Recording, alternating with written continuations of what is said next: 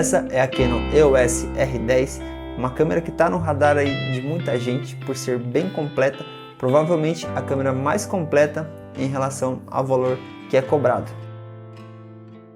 Sobre tamanho e peso, eu achei ela bem compacta e leve, que para mim é um ponto positivo, mas ela tem uma boa pegada, encaixa perfeitamente na mão. Já no peso eu achei ela extremamente leve. Essa é a minha primeira mirrorless. As mirrorless elas são mais leves do que as DSLR. A minha câmera anterior era uma 77D, então essa diferença de peso foi bastante perceptível para mim. Ela possui vários botões que são todos configuráveis. Assim, eu senti falta de alguns botões que tinham na 77D, mas eu entendo que essa questão de botões é tudo uma questão de adaptação. Eu já estou bem situado com as posições de botões dessa câmera. Se eu pegasse talvez a 77D agora de novo, provavelmente eu ia achar um pouco estranho também. Então essa quantidade de botões, hoje eu entendo que é tudo questão de adaptação. Por exemplo, a 77D tinha esse dial embaixo para você ajustar a abertura. Já na R10 essa rodinha seletora foi colocada em cima e eu já estou bem acostumado com ela nessa posição. De botões novos dessa linha tem esse joystick também. Eu particularmente ainda não estou utilizando muito, não me adaptei muito a ele.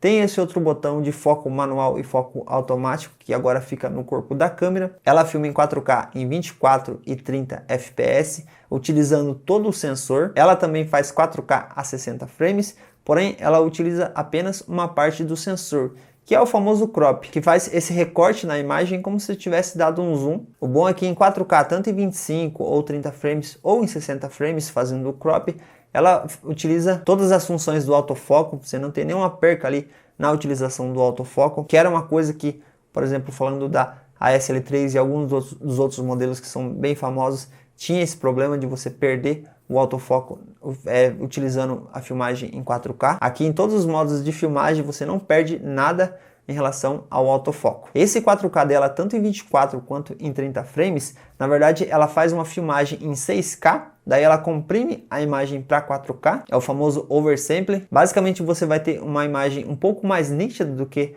um 4K convencional de outras câmeras. E esse 4K Fine de 6K para 4K, você não precisa configurar nada, você estando na seleção 4K 30 ou 4K 24, ela faz automaticamente esse processo. Claro que você precisa de um bom cartão para fazer isso, vamos falar disso na sequência. O autofoco dela também é um diferencial, funciona muito bem, mantém cravado ali no olho. Tem umas pré-definições tanto para pessoas quanto para animais, veículos, e ele funciona muito bem tanto para foto quanto para vídeo. Tem vários ajustes de foco que você pode fazer na câmera. Essa parte de autofoco está bem completa. Ponto muito positivo também, que ela faz em Full HD até 120 fps para você fazer uma câmera lenta top. O ISO dela também está muito bom, ela está conseguindo trabalhar bem melhor ali com ISOs mais altos, trazendo bem menos ruídos, provavelmente pelo trabalho em conjunto com o processador, o novo processador, o Digic X, que é o mesmo processador presentes aí em câmeras topo de linha da Canon. Esse exemplo é utilizando a intensidade da iluminação em apenas 1%, ou seja, praticamente escuro. Você consegue jogar o ISO lá em cima e mesmo assim não perder, não ficar aquele monte de granulação na imagem. Como por enquanto eu estou utilizando a lente do kit, que é uma lente mais escura, uma lente mais fechada, eu não preciso deixar a intensidade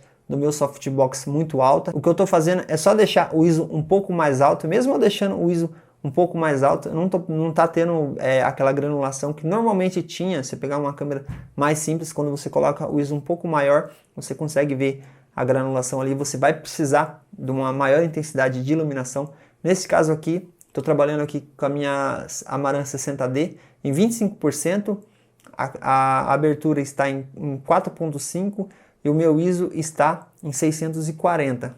Eu normalmente utilizava com a câmera anterior sempre o ISO 100, 200 no máximo, e esse é um exemplo praticamente no escuro para você ver o quanto ela consegue enxergar no escuro. O que eu gostei do ISO também comparado com a minha câmera anterior é a escala que você tem para trabalhar com ISO. Antes, na minha câmera anterior, você ia de 100, 200, 400. Agora você tem uma divisão maior ali. E isso é bom para você conseguir fazer um ajuste mais fino ali na exposição, principalmente quando você quer trabalhar ali com ISOs mais baixos. Esse 4K, utilizando o sensor em 24 e 30 frames, para mim é o suficiente. Praticamente tudo que eu gravo sempre ou é em 24 ou é em 30. Quando eu gravo alguma coisa ali em 60, esse crop ele acaba não atrapalhando. Normalmente eu tenho mais espaço para estar me movimentando. Agora, se ela fizesse o crop em 24 e em 30, daí seria um problema, que daí eu perderia bastante ali milimetragem ali na lente. Então esse fato dela fazer o crop ali somente em 60 frames, para mim não atrapalha em nada, pois eu sempre estou gravando ali em 24 ou em 30. Ela tem um sensor de rotação para você deixar a câmera bem alinhada, tanto na horizontal quanto na vertical. Você vai deixar ela bem retinha para você fazer seus conteúdos tanto para Reels, Shorts, TikTok, aqueles vídeos na vertical. Quando você deixa a câmera na vertical, ela já grava o arquivo ali no formato vertical, e isso facilita bastante na edição, que você não vai precisar ficar girando o vídeo ali na hora de editar. E quando você vira ela para vertical, ela também te dá os ajustes de níveis tanto na horizontal quanto na vertical. Gostei também do recurso para foco manual, que deixa em vermelho ou a cor que você quiser a área que está em foco. Isso facilita muito, principalmente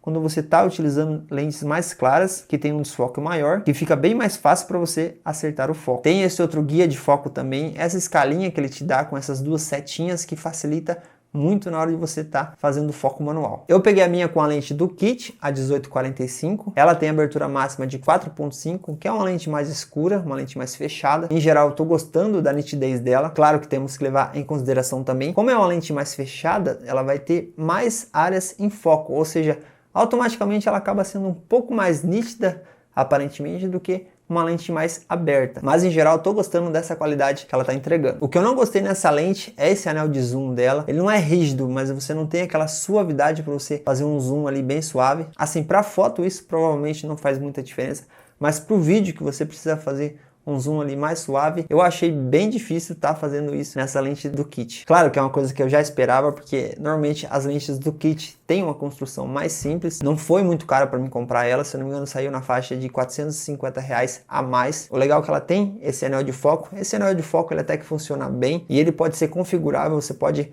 colocar outras funções nele além do foco, dá para ajustar o ISO, dá para ajustar a abertura, fazer várias configurações. Ela possui o sistema de foco STM, que é um motor bem silencioso.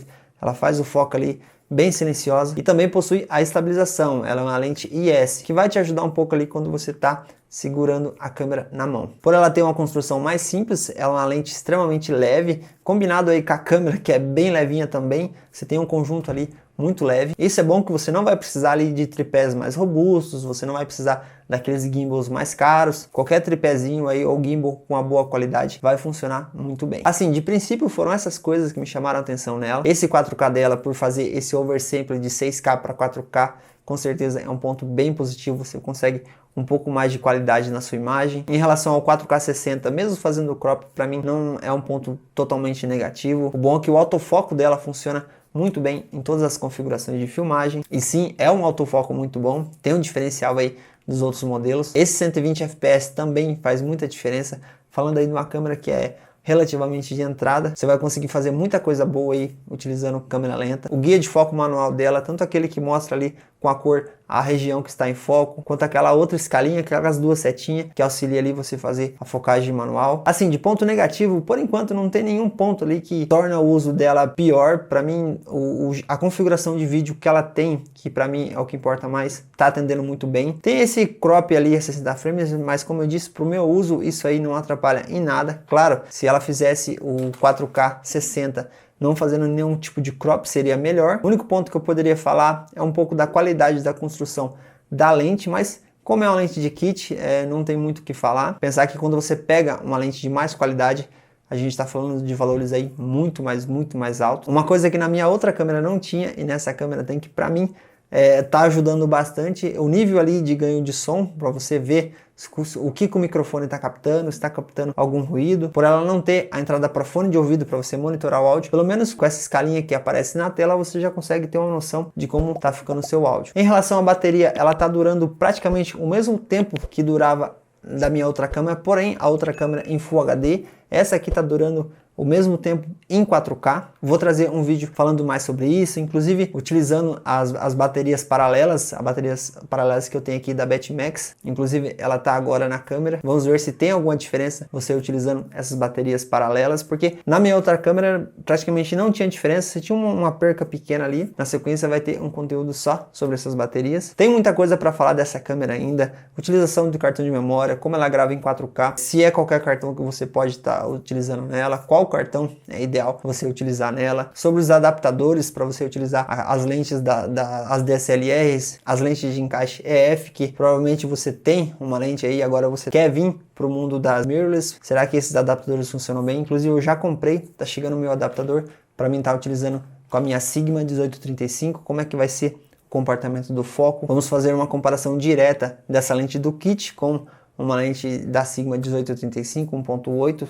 com o que você tem de ganho aí ou perca. Então assim, aproveita para se inscrever já para ficar por dentro dos próximos conteúdos que vai ter sobre ela. Tem uma coisa que eu quero colocar a minha opinião aqui também sobre qual categoria que essa Canon R10 ela se encaixa. Uns falam que ela entrou no lugar da 90D, outros falam que ela entrou no lugar da SL3. Na verdade, na minha opinião, a posição que ela se encaixa é exatamente na posição que a minha câmera anterior tinha, que era a Canon 77D. A Canon 77D, ela era em geral melhor do que todas as linhas T, T5, T6, T7, todas essas linhas. Era melhor do que a SL2. Não era melhor que a SL3 só por um ponto, porque a SL3 ela foi lançada depois da 77D. A única coisa positiva que a SL3 tinha em relação à 77D era a função 4K dela. Porém, como vocês sabem, como o 4K da SL3 não era um 4K de verdade, digamos assim, porque você não conseguia utilizar o autofoco, você tinha um crop gigante e tal. Por isso eu considero a 77D melhor que a SL3, falando em Full HD, porque a 77D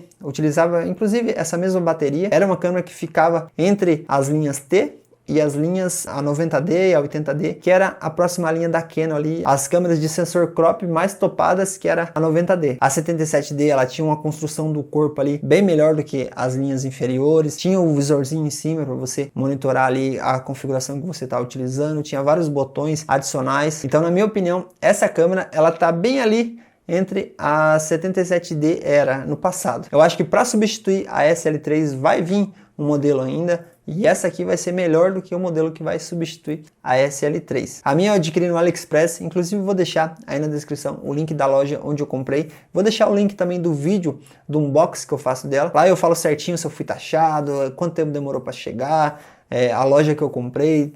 Vou deixar tudo aí na descrição. Eu peguei essa lente do kit para mim estar fazendo alguns testes aqui para ver essas novas tecnologias das lentes RF, mas em geral eu te aconselho a comprar somente o corpo da câmera e já investir o resto aí, o dinheiro que você ia pagar na lente do kit, já investir na sua lente, digamos, definitiva. Não compre a lente do kit, porque provavelmente quando você comprar a sua lente definitiva, que provavelmente vai ser uma lente mais clara ou uma lente zoom, depende do tipo de aplicação que você quer. Quando você adquirir essa outra lente, provavelmente você nem vai utilizar mais a sua lente do kit. Então já coloca esse dinheiro que você ia gastar na lente do kit, já investe ali de cara numa lente melhor. Inclusive, depende da data que você está assistindo esse vídeo. Essa semana que esse vídeo está postado, está rolando uma mega promoção do AliExpress, o 11 do 11, e ela está saindo num preço muito mais barato do que o preço que eu paguei nela. Então, vale bastante a pena vocês conferir o link na descrição. Se ficou qualquer dúvida ou complemento adicional ou alguma sugestão que você quer ver de vídeo dessa câmera, já deixa aí nos comentários. Se gostou do vídeo, já deixa seu like. Aproveita também para se inscrever no canal para ficar por dentro dos próximos conteúdos. E esse foi mais um vídeo e até o próximo.